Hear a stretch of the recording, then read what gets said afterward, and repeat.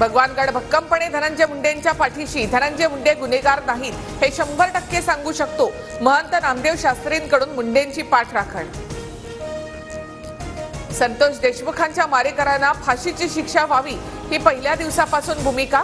मात्र तरीही मला टार्गेट केलं जातंय. भगवानगडावरून धनंजय मुंडेंचा आरोप.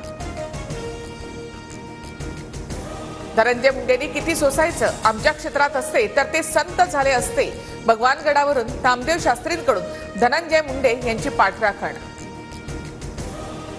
नामदेव शास्त्री हे संत कमी आणि धनंजय मुंडेंचे राजकीय सल्लागार जास्त आहेत. नामदेव शास्त्रींची भूमिका दुर्दैवी. दीपक केदार यांची टीका.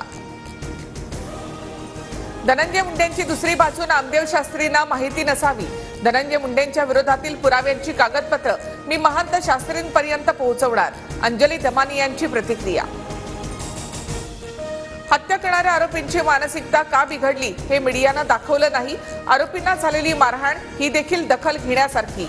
महंत नामदेव शास्त्रींनी मीडियावरच खापर फोडलं. चापट मारली म्हणून हत्या मग खून